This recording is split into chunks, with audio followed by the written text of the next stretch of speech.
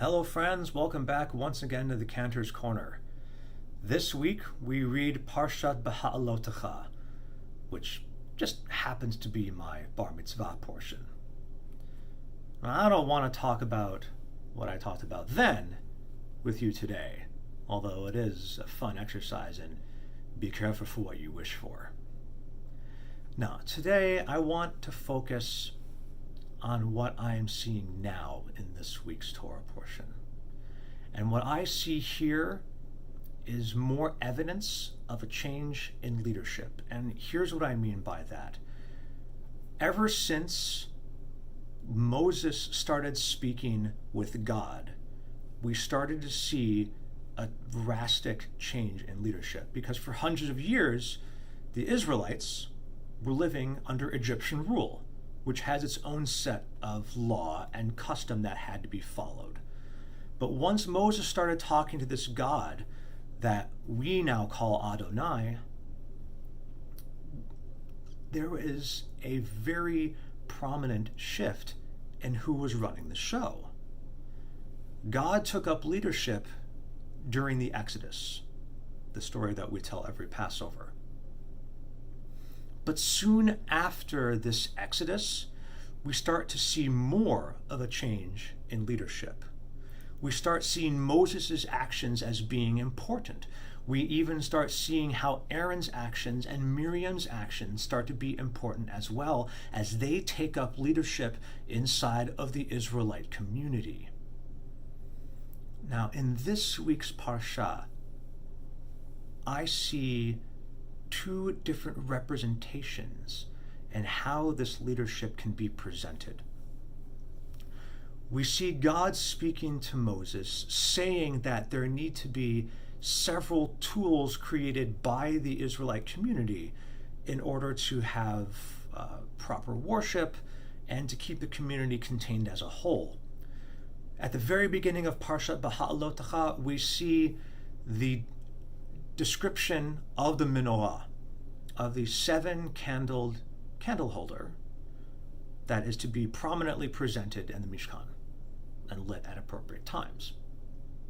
We also see the creation of the chatzotzerot, the silver trumpets that were sounded when the Israelite community needed to move, or sometimes were used for giving out commands in battle. So it had several purposes. These are tools that are used by humans to act as guideposts and leading inside of a human community. They're very person-oriented as opposed to God-oriented.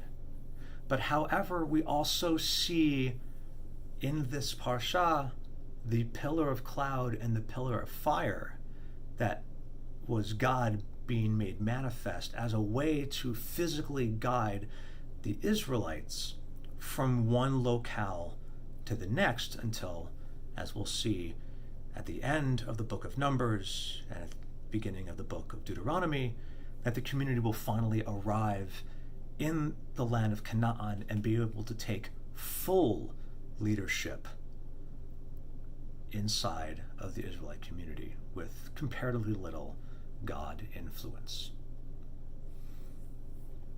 I have been fortunate enough to be with you all in the Emmanuel community, serving like one of these guideposts, serving like the pillar of fire, or serving like the silver trumpets.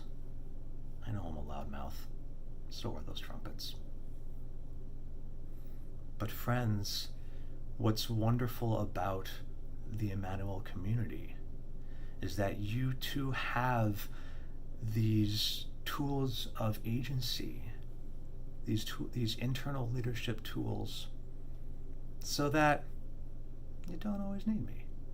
Of course, I'll come around and be with you all from time to time, but I know that as the Temple Emmanuel community will go on, has been great before I got here, was great while I've been here, it's by this same notion of leadership that's inside of every single member of the community that I know that Temple Emmanuel will continue to be great, to continue to be a place where people belong. I look forward to being with you all in perhaps a slightly different capacity when I come and see you again. Chazak ve'ematz, may you be filled with strength and courage, and may you always go from strength to strength.